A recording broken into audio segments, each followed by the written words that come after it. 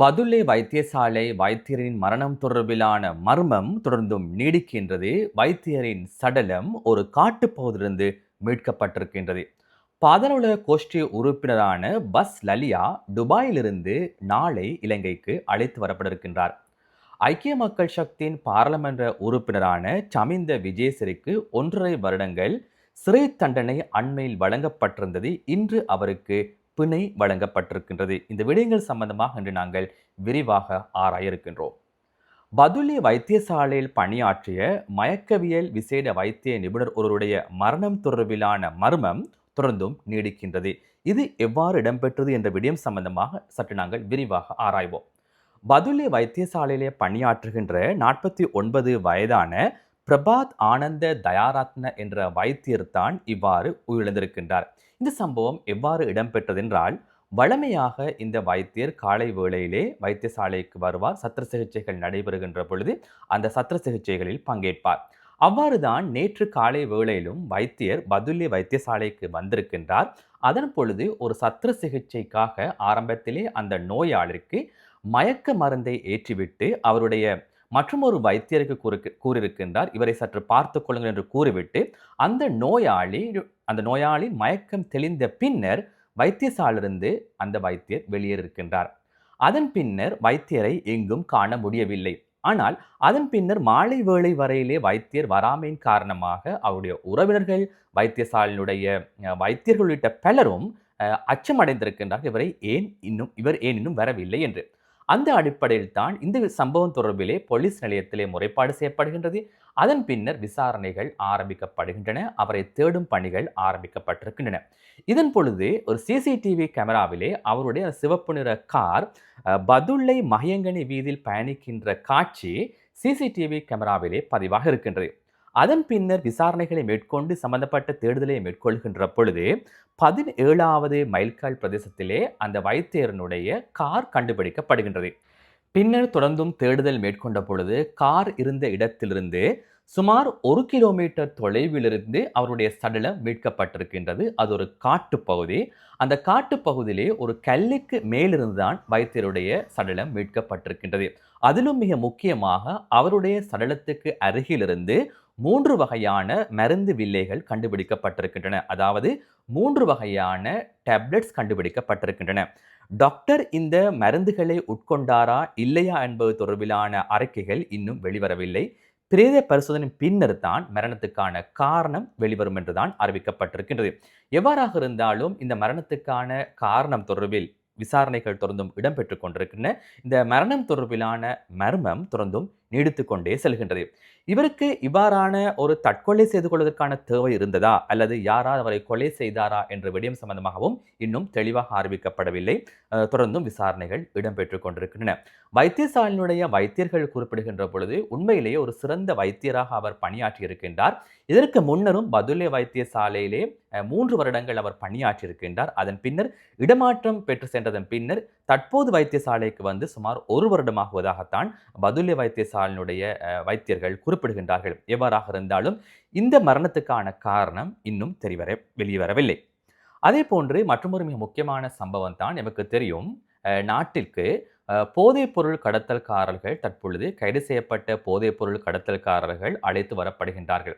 கடந்த காலங்களில் கூறிய விடயம்தான், கடல் கடந்து சென்று விட்டால் போதைப் பொருள் கடத்தல்காரர்கள் அல்லது பாதாள உலக கோஷ்டி அங்கத்தவர்களை கைது செய்ய முடியாது என்று குறிப்பிட்டிருந்தார்கள். ஆனால் தற்பொழுது அதிக அளவிலான போதைப் பொருள் கடத்தல்காரர்களும் அதே போன்று பாதாள கோஷ்டி உறுப்பினர்களும் வெளிநாடுகளே கைது செய்யப்பட்டு நாட்டுக்கு அழைத்து வரப்படுகின்றார்கள். அது சம்பந்தப்பட்ட பல தகவல்களை நாங்கள் கடந்த வீடியோக்களிலே உங்களுக்கு வழங்கியிருந்தோம்.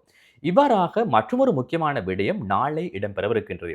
அதாவது மிகப்பெரிய பாதாள உலக கோஷ்டி உறுப்பினர்களில் ஒருவரான பஸ் லலியா என்று கூறப்படுகின்ற லலித் கண்ணங்கர என்பவர் நாளை இலங்கைக்கு அழைத்து வரப்பட இருக்கின்றார். இவர் 2025ஆம் ஆண்டு அக்டோபர் மாதம் துபாயிலே கைது செய்யப்பட்டார். 2025ஆம் ஆண்டு பஸ் லலியா துபாயில் கைது செய்யப்பட்டாலும் ஏன் இதுவரை இலங்கைக்கு அழைத்து வரப்படவில்லை என்ற கேள்வி சில வேளை உங்களுக்கு ஏற்பட்டிருக்கலாம். அது நியாயமான கேள்வி. அதற்கான காரணம் சம்பந்தப்பட்ட விடயத்தை நாங்கள் ஆராய்கின்ற பொழுது, இவர் கைது செய்யப்பட்டதன் பின்னர் பஸ் லலியா துபாயிலே ஒரு வழக்கை தாக்கல் செய்திருக்கின்றார். என்னை இலங்கைக்கு அழைத்து செல்ல வேண்டாம் என்று அவர் ஒரு வழக்கை தாக்கல் செய்திருக்கின்றார். ஏனென்றால் இலங்கைக்கு அழைத்துச் சென்றால் அங்கு மரண தண்டனை விதிக்கப்படும். ஆகவே அதற்கு எதிர்ப்பு தெரிவித்து அவர் அங்கு ஒரு மனுவை தாக்கல் செய்திருக்கின்றார். இந்த வழக்கு விசாரணை தொடர்ந்து சில மாதங்களாக துபாயிலே இடம்பெற்றிருக்கின்றது. அது சம்பந்தப்பட்ட விடயத்தில் இலங்கை அதிகாரிகளும் தொடர்பு பட்டிருக்கின்றார்கள். அதற்கான நியாயங்களை கூறுவதற்கு பொலிஸ் மா அதிபர், அதே போன்ற சட்டமா அதிபர் திணைக்களம் உள்ளிட்ட பல தரப்பினரும் இந்த விடயம் சம்பந்தமாக கருத்துக்களை துபாய்க்கு தெரிவித்திருக்கின்றார்கள். அந்த அடிப்படையில் இலங்கை கூறிய விடயம் என்னவென்றால், நாங்கள் இன்னும் மரண தண்டனை நிறைவேற்றவில்லை, மரண தண்டனை விதிக்கப்படுகின்றது, ஆனால் இன்னும் நிறைவேற்றப்படவில்லை என்ற விடயம் உள்ளிட்ட பல விடயங்களை அவர்கள் கூறியிருக்கின்றார்கள். இந்த அடிப்படையில் தான் பஸ்லலியா துபாயில் தாக்கல் செய்த வழக்கு தோல்வியடைந்திருக்கின்றது. அதன் அடிப்படையில் அவரை இலங்கைக்கு அனுப்ப முடியும் என்ற தீர்ப்பு துபாயில் வழங்கப்பட்டிருக்கின்றது. அதன் அடிப்படையில் தான் நாளை பஸ்லலியா இலங்கைக்கு அழைத்து வரப்பட்டிருக்கின்றார். இவருடைய பின்புலத்தை நாங்கள் பார்க்கின்ற போது யார் இந்த பஸ்லலியா என்று சில வேளை உங்களுக்கு கேள்வி எழும்பலாம். அவர்தான் ஒரு தனியார் பஸ்ஸிலே ஒரு நடத்துனராக செயற்பட்ட ஒருவர். அதனால்தான் அவருக்கு பஸ்லலியா என்று பெயர் வந்திருக்கின்றது. தனியார் பஸ் ஒன்றில் தான் அவர் பணியாற்றி இருக்கின்றார்.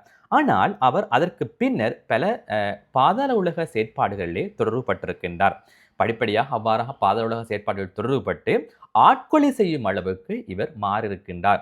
இவர் சம்பந்தப்பட்ட குற்றச்சாட்டுக்களை பார்க்கின்ற பொழுது பஸ்லலியாவுக்கு எதிராக 8 கொலை குற்றச்சாட்டுகள் காணப்படுகின்றன. 8 பேரை கொலை செய்துள்ளதாக அவருக்கு எதிரான குற்றச்சாட்டு காணப்படுகின்றது.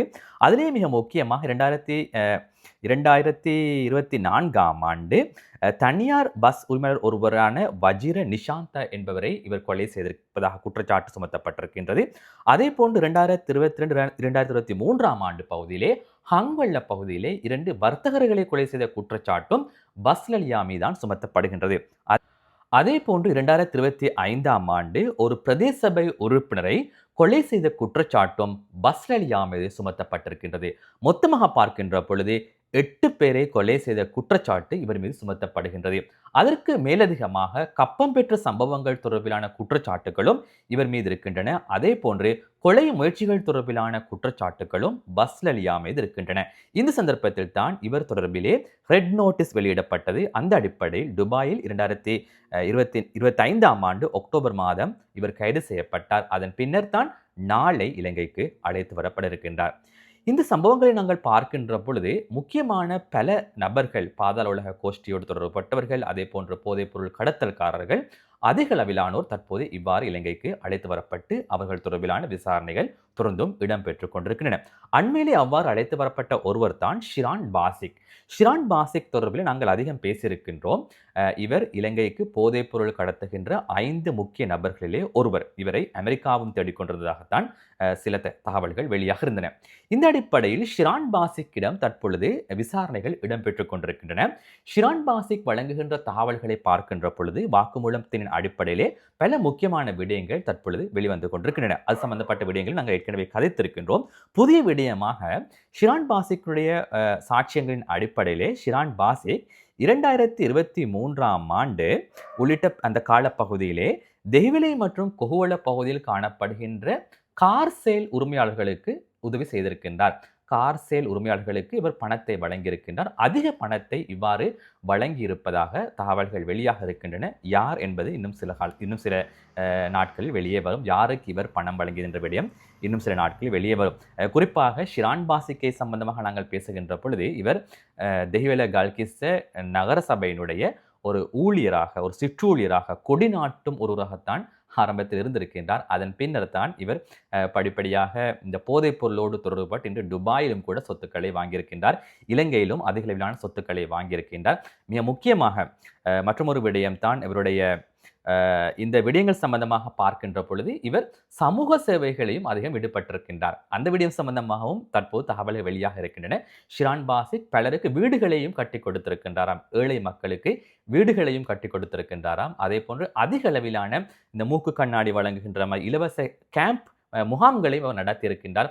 அதிக அளவிலே மக்களுக்கு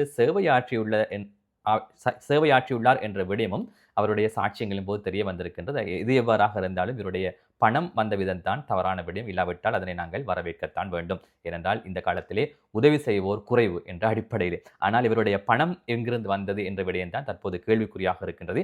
அந்த அடிப்படையில் தான் தெளிவான விடயம் போதைப்பொருள் கடத்தலோடு மிக நெருங்கி செயற்படுகின்ற போதைப்பொருள் கடத்துகின்ற ஒருவர். ஆகவே இந்த விடயம் சம்பந்தமாக தொடர்ந்து விசாரணைகள் இடம்பெற்றுக் கொண்டிருக்கின்றன. ஷிரான் பாசிக்கோடு தொடர்புபட்டவர்கள் தொடர்பிலான தகவல்கள் எதிர்காலத்திலே வெளிவரும் என்றுதான் எதிர்பார்க்கப்படுகின்றது. மற்றொரு முக்கியமான விடயம்தான் இன்று பதிவான சம்பவம். அதாவது ஐக்கிய மக்கள் சக்தியின் பாராளுமன்ற உறுப்பினரான சமிந்த விஜேசிறிக்கு அண்மையிலே 1.5 வருட சிறை தண்டனை வழங்கப்பட்டது. அந்த சம்பவத்தை நான் மீண்டும் ஒரு முறை ஞாபகப்படுத்துகின்றேன். இவர் பயணித்த வாகனத்தை போலீஸ் ஜீப் ஒன்று ஓவர்டேக் பண்ணியமையின் காரணமாக அங்கு ஏற்பட்ட முறுகலை அடுத்து பாராளுமன்ற உறுப்பினர் சமிந்த விஜேசிறி உள்ளிட்ட அந்த தரப்பினர் பயணித்த ஜீப் மீண்டும் அந்த போலீஸ் ஜீப் வண்டியை ஓவர்டேக் பண்ணி முன்னே நிறுத்தி அந்த போலீசாருக்கு அச்சுறுத்திய சம்பவம் தொடர்பிலான வழக்கில் தீர்ப்பு தான் அண்மையிலே மேல் நீதிமன்றத்தில் வழங்கப்பட்டது. போலீசாருக்கு மரண அச்சுறுத்தல் விடுத்த குற்றச்சாட்டின் அடிப்படையிலே ஐக்கிய மக்கள் சக்தியின் பாராளுமன்ற உறுப்பினரான சமிந்த விஜேசிறிக்கு மேல் நீதிமன்றத்தினால் 1.5 வருட சிறை தண்டனை வழங்கப்பட்டது. அந்த அடிப்படையிலே அதன் பின்னர் அவருடைய மனைவி இது சம்பந்தப்பட்ட விடயத்திலே மேன்முறையீடு செய்திருக்கின்றார். அந்த மேன்முறையீடு சம்பந்தப்பட்ட விடயம் அவ்வாறு இருக்கின்ற பொழுது அது சம்பந்தப்பட்ட வழக்கு விசாரணை இன்று இடம்பெற்ற பொழுது அவருடைய மனைவி சார்பில் ஆஜரான சட்டத்தரணி குறிப்பிட்டிருக்கின்றார், சமிந்த விஜேசிறிக்கு 7 அதே போன்று 8, 9 வயது பிள்ளைகள் இருக்கின்றார்கள். அதிலும் 7 வயதான பிள்ளை சமிந்த விஜேசிறியுடன் நெருங்கி இருக்கின்றவர். அவர் இல்லாமல் இந்த பிள்ளை தூங்காது. ஆகவே சமிந்த விஜேசிறிக்கு பிணை வழங்குமாறு சட்டத்தரணி கோரிக்கை விடுத்திருக்கின்றார். அதே போன்று இந்த விடயம் சம்பந்தமாக மேன்முறையீட்டு நீதிமன்றத்திலே தற்பொழுது மேன்முறையீடு செய்திருப்பதனால் அதுவரைக்கும் இவருக்கு பிணை வழங்குமாறு சட்டத்தரணி கோரிக்கை விடுத்திருக்கின்றார். இந்த சந்தர்ப்பத்தில் சட்டமாதிப திணைக்களம் சார்பில் ஆஜரான சட்டத்தரணியும் குறிப்பிட்டிருக்கின்றார், தற்பொழுது மேன்முறையீட்டு நீதிமன்றத்தில் சம்பந்தப்பட்ட விடயத்திலே மேன்முறையீடு செய்யப்பட்டிருப்பதனால் இவருக்கு பிணை வழங்குவதில் ஆட்சேபனை இல்லை என்ற அடிப்படையிலே சட்டமாதிப திணைக்களத்தினுடைய சட்டத்தரணியும் குறிப்பிட்டிருக்கின்றார். விடயங்களை ஆராய்ந்த நீதிபதி இவருக்கு பிணை வழங்கியிருக்கின்றது. அதன் அடிப்படையில் மேன்முறையீட்டு மனு தொடர்பிலான விசாரணைகள் நிறைவடையும் வரை சமிந்த விஜேஸ்ரீக்கு பிணை வழங்கப்பட்டிருக்கின்றது. எமக்கு தெரியும் இது போன்ற ஒரு சம்பவம் தான் ஹிருணிகா பிரேமச்சந்திராவுக்கும் இடம்பெற்றது. ஹிருணிகா பிரேமச்சந்திர இளைஞர்களை டிஃபெண்டர் வண்டில் கடத்தி சென்ற சம்பவம் தொடர்பில் அவருக்கு தண்டனை வழங்கப்பட்டது. அதன் பின்னர் ஹிருணிகா பிரேமச்சந்திரனுடைய சட்டத்தரணிகள் நீதிமன்றத்தில் கூறிய விடயம் தான் அவருக்கு சிறு பிள்ளைகள் இருப்பதனால் அவருக்கு மேன்முறையீட்டு மனு விசாரணை நிறைவடையும் வரை அவருக்கு பிணை வழங்குமாறு கோரிக்கை விடுக்கப்பட்டது. அதன் அடிப்படையில் ஹிருணிகா பிரேமச்சந்திரவுக்கும் மேன்முறையீட்டு மனு விசாரணை நிறைவடையும் வரை பிணை வழங்கப்பட்டிருக்கின்றது. அந்த சம்பந்தப்பட்ட விடயத்திலும் மிக விரைவில் சம்பந்தப்பட்ட ஒரு தீர்ப்பு வழங்கப்பட இருக்கின்றது.